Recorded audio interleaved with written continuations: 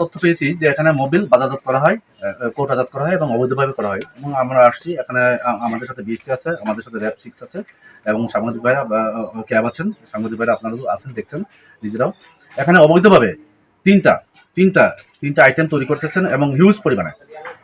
এবং বিএসটা mandatory product, আপনারা একটু আগে জেনেছেন বিএসটা এটা মোবিল অবশ্যই ম্যান্ডেটরি প্রোডাক্ট, কিন্তু বিএসটা থেকে ওনারা কোনো কাগজপত্র, বৈধ কাগজপত্র নেন নাই এবং অবৈধভাবে ওনারা বাজারজাতকরণ করতেছেন এবং উৎপাদন করতেছেন একই সাথে।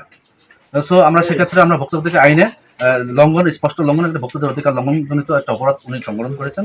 সেক্ষেত্রে ভোক্তাধিকার সংরক্ষণ আইন 2009 এরপরে 43 ধারা অনুযায়ী ওনাকে 50,000 টাকা জরিমানা করা হয়েছে এবং 45 ধারা প্রতিশ্রুত পণ্য যথাযথভাবে সবাই কাস্টমার পর্যায়ে, ভোক্তা পর্যায়ে সরবরাহ না করা, সেক্ষেত্রে ওনাকে 50,000 টাকা জরিমানা করেছে, মোট 1 লক্ষ টাকা জরিমানা করেছে এবং ওনাদেরকে ধ্বংস ধ্বংস করা হবে এবং ওনাদের বিরুদ্ধে পরবর্তীতে উনি স্বীকার করছেন যে উনি আর এই কাজ করবেন না। হ্যাঁ, আর যদি করে থাকেন পরবর্তীতে আমরা এর থেকে আরো বেশি ইয়ে নেবো, স্টেপ নেবো। একবার দেখে পাঠালে পরে তো সামনে চলে আসবে।